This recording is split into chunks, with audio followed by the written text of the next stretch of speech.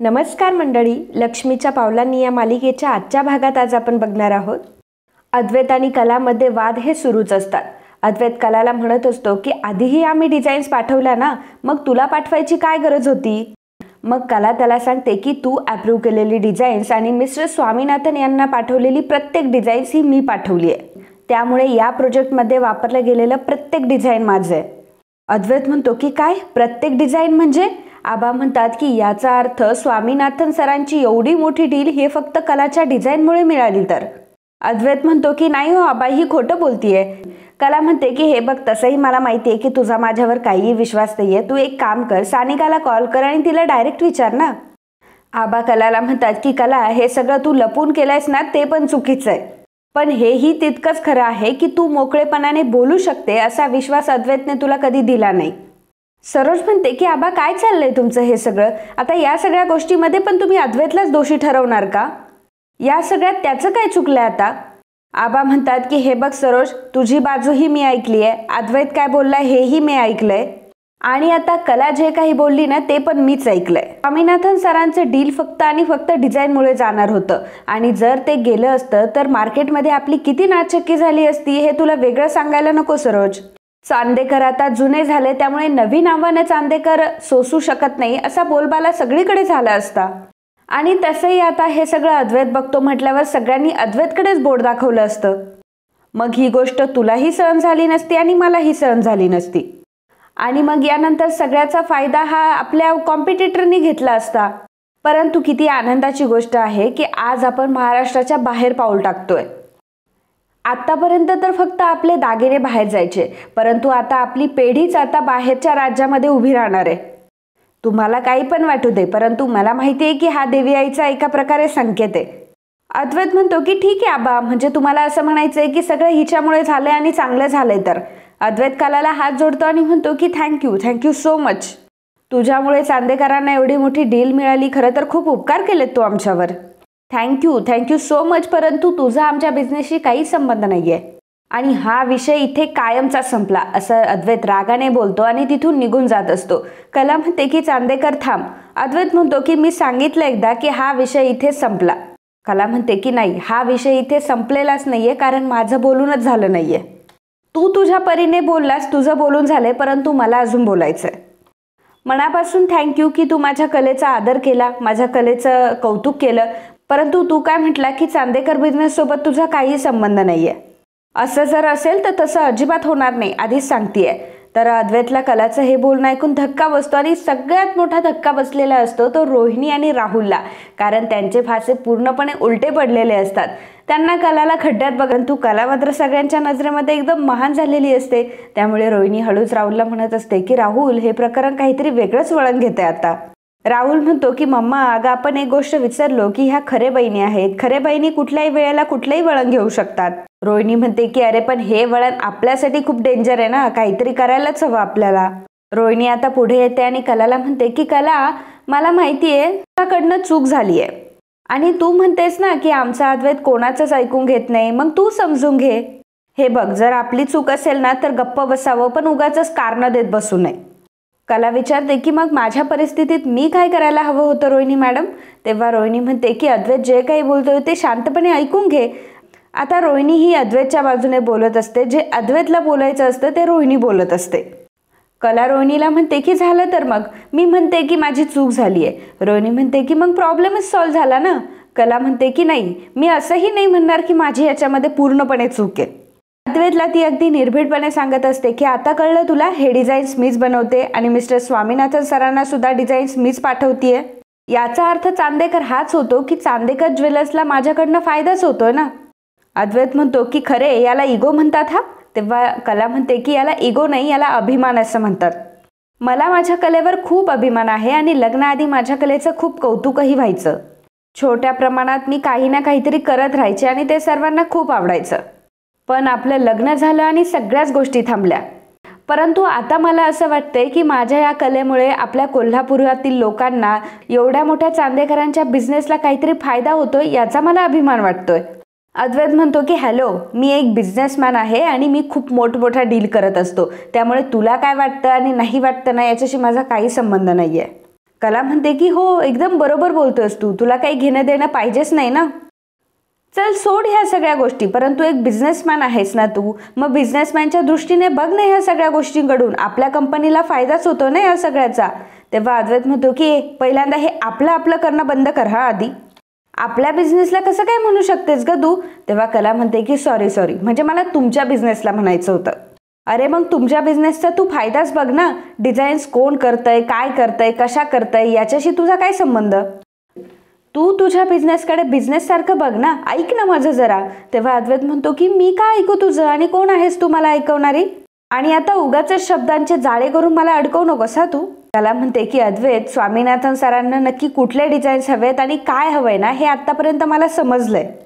सोबतच कुठल्या दागिन्यांवर कसं काम करायचं, बँगलोरमधील लोकांची दागिन्यांची ओढ कुठे आहे, कुठपर्यंत आहे, सोबतच महाराष्ट्राचं आणि कर्नाटकाच्या संस्कृतीचं संमेलन कसं घडून आणायचं.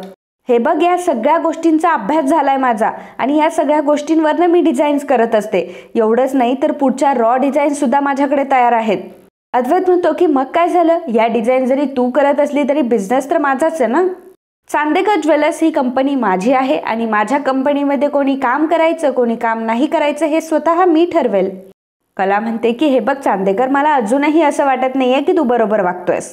हा कसला लहान मुलांसारखा हट्टीपणा आहे, आणि तू मगाशी मला इगो म्हणत होता ना, खरं तर याला इगो म्हणतात. अद्वैत म्हणतो की हो चल, आहे मला इगो, आहे इगो असं समज, मग काय, तुला जे काही वाटतंय ना ते तू कर, परंतु आता तुला याची शिक्षा अशी भेटणार आहे की इथून पुढे तू काम करायचं नाहीस. कला म्हणते की मान्य मला अद्वैत चांदेकर की मी हे लपवून केलं, परंतु मी मात्र माझं काम चोखपणे केलंय. आणि चांदेकर, मी मात्र डिझाईन्स बनवतच राहणार. तुला माझे डिझाईन्स आवडतात की नाही हे तू बघ, तुला घ्यायचे की नाही हेही तूच बघ, परंतु मी मात्र माझं काम करत राहणार. अद्वैत तिला म्हणतो की हा तुझा जो काही ॲटिट्यूड आहे ना की मीच डिझाईन बनवणार, मीच हे करणार, मीच ते करणार, तो कधी बदलणार आहे तुझा? आणि काय ग, तुला डिझाईन्स बनवायचे, ठीक आहे बनव तू डिझाईन्स, परंतु अप्रुव्हलसाठी तुला माझ्याकडेच यावं लागणार आहे ना. तुला जितकी काही मेहनत करायची तितकी मेहनत तू कर, परंतु तुझं एकही डिझाईन मी तरी अप्रूव्ह नाही करणार. मी तुझा ॲटिट्यूड उतरवल्याशिवाय राहणारच नाही. कला म्हणत असते की अद्वैत चांदेकर, अरे असा हट्टीपणा करू नकोस. हे बघ, अरे मी डिझाईन करते यात कसला ॲटिट्यूड आहे? तू मला डिझाईन्स बनवायला डायरेक्टली नाही म्हणतोय, परंतु याचा इम्पॅक्ट काय होऊ शकतो याचाही एकदा विचार कर. मिस्टर स्वामीनाथन सरांना माझे डिझाईन्स आवडतात आणि अचानक त्यांना जर मी डिझाईन्स बनवून नाही दिले तर त्याचा बिझनेसवर काय परिणाम होईल? हा एवढा साधा सिंपल विचारही तुझ्या मनात येत नाही का? हा चल, मान्य आहे मला की माझ्याकडनं चूक झाली, हवं तर त्यासाठी मी सर्वांची माफी देखील मागते, परंतु चांदेकरांनी ही गोष्ट आपल्या घरातली आहे ना, मग त्या गोष्टीचा तू बिझनेसवर का परिणाम होऊ देतोयस? इतकं उत्तम सुरू असलेलं काम उगाच फक्त माझ्यावर असलेल्या रागामुळे ते थांबायला नकोय. हे बघ अद्वैत, मी खरंच तुला मनापासून सांगते की अरे तू फक्त बिझनेसचा फायदा बघ. अद्वैत म्हणतो की बस झालं हा, खरे तुझं, आमच्या बिझनेसमध्ये काय करायचंय काय नाही करायचंय हे मी स्वतः ठरवेल, तू तुझी अक्कल नको पाजाळूस. कला म्हणते की परंतु अद्वैत, मला अजूनही असं वाटत नाही की मी काही चुकीचं बोलते किंवा काही चुकीचं करतेय. तू माझ्या डिझाईन्स थांबवतोय, परंतु आपल्या कंपनीला त्याचा पुन्हा एकदा फरक पडणार आहे. अद्वैत म्हणतो की काय, पुन्हा एकदा? तू तेच म्हटली ना की आपल्या कंपनीला. तू एक गोष्ट क्लिअर कर ना आधी की ही कंपनी तुझी नाहीये, ही कंपनी आमची आहे. हे बघ, तू नव्हती ही कंपनी बनवायला, ही कंपनी आम्ही बनवली आहे, त्यामुळे या कंपनीचं काय करायचं ना ते आम्हीच बघू. यासाठी तुला काळजी करण्याची काही गरज नाहीये. तेव्हा कला म्हणते की परंतु अद्वैत, इथं प्रोजेक्ट आहे माझ्या डिझाईनचा मिस्टर स्वामीनाथन सरांचा. सरोज म्हणते की एक मिनिट, स्वामीनाथन सरांना तुझे डिझाईन्स आवडले म्हणजे तू काय एवढी महान बनू नकोस. आणि तसंही आम्ही हे डील मिळवलंच असतं, कारण चांदेकर हा एक ब्रँड आहे. चांदेकरांच्या इथे किती प्रोफेशनली काम केलं जातं हे सगळ्यांनाच माहिती आहे. आणि हे डील मिळवण्यासाठी अद्वैत हा सक्षम आहे. त्याला तुझ्या मदतीचीही गरज नाही आहे आणि तुझ्या डिझाईनची सुद्धा. आम्ही लवकरात लवकर एक चांगली डिझायनर सुद्धा हायर करू आणि तुझ्या मदतीची गरज आम्हाला नाहीये ही एव्हाना तुझ्या गोष्ट लक्षात यायला पाहिजे. सोबतच आता तुला सगळ्या प्रश्नांची उत्तरं देखील मिळाली असतील, त्यामुळे उगाचच आता आमच्या बिझनेसमध्ये शिरण्याची काहीही गरज नाहीये. आणि अद्वैतला ती सांगते की अद्वैत, लवकरात लवकर एक चांगले डिझायनर हायर कर. अद्वैत म्हणतो की येस आई, डेफिनेटली करेल. आबा सरोजला सांगतात की हे बघ सरोज, तू म्हणते ते मला पटतंय, परंतु प्रत्येकाच्या कामाची एक खासियत असते. आता स्वामीनाथन यांना जर आपल्या कलाची डिझाईन आवडली असेल तर पण ही गोष्ट आपण टाळता कामा नये. सरोज म्हणते की बघितलं का, म्हणून तर मी तुला चालाक म्हणते. या सगळ्यामध्ये मिस्टर स्वामीनाथन यांचा तू विषय काढलास, त्यांना तुझ्या डिझाईन्स कशा आवडतात हे तू सांगितलं आणि त्याच गोष्टीमुळे आपल्याला बिझनेस भेटला हेही तू प्रूव्ह केलं. आणि मग घरातल्या लोकांचा तुझ्याकडे बघण्याचा पॉइंट ऑफ व्ह्यू सुद्धा तू बदलून घेतला. पण आबा, तुम्हालाही माहिती आहे की फसवणूक म्हणजे शेवटी फसवणूकच असते. त्यामुळे या खोटाड्या मुलीला कुठल्याही प्रकारचे अधिकार द्यायचे नाहीत. जरी पण कितीही लोकांना तिचे डिझाईन्स आवडले असेल ना तरी सुद्धा. And my decision is final. सरोजचं बोलणं ऐकून आबा म्हणतात की हे बघ सरोज, आता तुझ्या या डिसिजनमध्ये मी काहीही बोलणार नाहीये, परंतु शेवटी मात्र अंबाबाईला जे करायचंय तेच ती करेल आणि जे व्हायचंय तेच होईल. आबांनी निर्णय घेतलेला असतो, त्यामुळे कला सुद्धा अद्वैतला काहीही बोलत नाही आणि अद्वैतला असं वाटतं की तो आणि सरोज जिंकलाय आणि आता कला मात्र तोंडावर पडली आहे. इकडे राहुल आणि रोहिणी बोलत असताना राहुल रोहिणीला म्हणत असतो की मम्मा क्या बात है, तू खरंच ग्रेट आहेस. आज तर तू माझा दिलच खुश करून टाकलायस आणि तू ही गोष्ट कुठल्या लेवलला पोहोचवली आहेस. रोहिणी म्हणते की राहुल, अरे मी तुला मुळातच सांगते ना की मी खूप हुशार आहे, माझ्याकडे खूप स्ट्रॅटेजीज असतात. एक नाही चालली तर दुसरी, दुसरी नाही चालली तर तिसरी. या अख्ख्या कुटुंबामध्ये बिझनेस कसा चालवायचा ना हे कोणालाच माहीत नाही माझ्या इतकं. पण अजूनपर्यंत कोणाला माझी किंमतच कळली नाही ना, म्हणून हा प्रॉब्लेम आहे. आता या गोष्टीतून आपल्याला दोन फायदे होतील. एक म्हणजे अद्वैतचा डोलारा हा खाली पडेल आणि दुसरी म्हणजे कलाची घरातून हकलपट्टी होईल. याला म्हणतात खरी स्ट्रॅटेजी. आणि या सगळ्यातून आपल्याला जे हवंय ना मग तेच होईल. आणि मग तूही तयार राहा. एकदा की त्या अद्वैतचा डोलारा खाली पडला तर मात्र चांदेकरांचा वारस म्हणून सगळ्या जबाबदाऱ्या तुझ्याकडे येतील.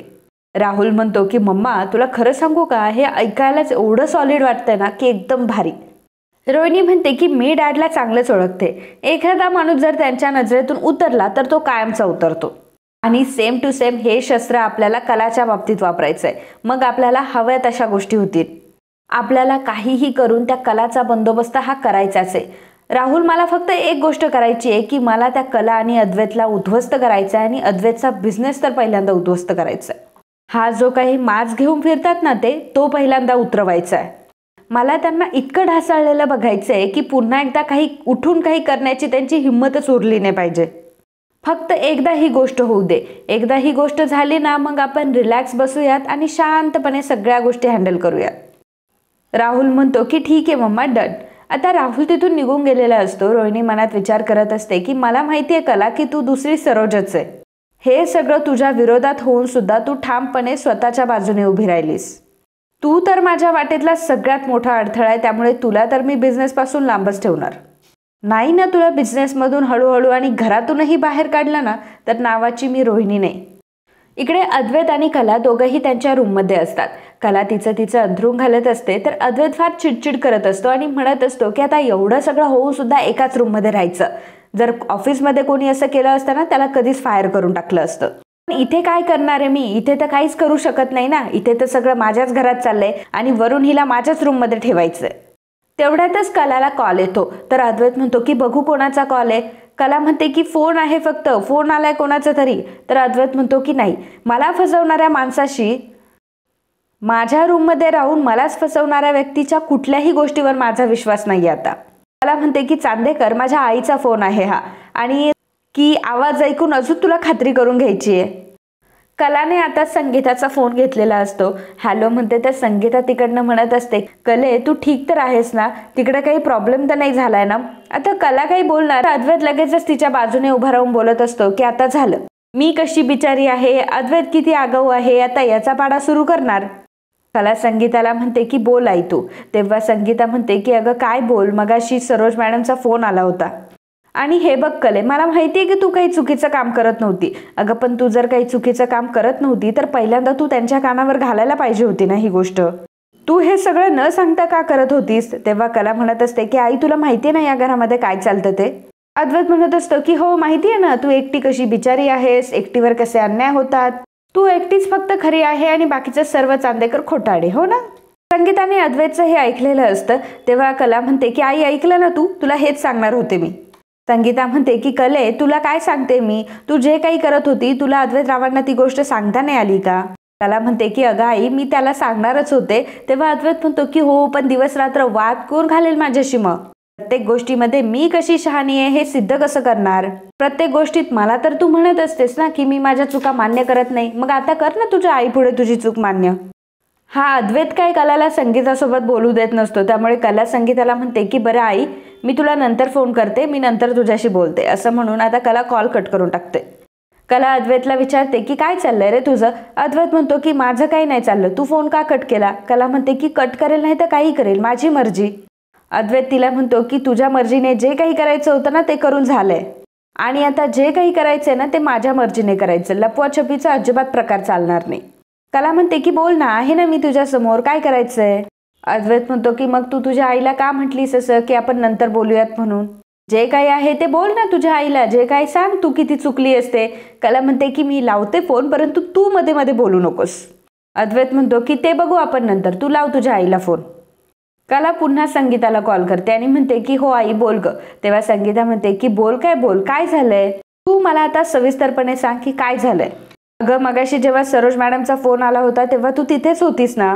अगं काय झालंय मला एकदा तरी सांग, माझ्या जीवाचा एकदा विचार कर.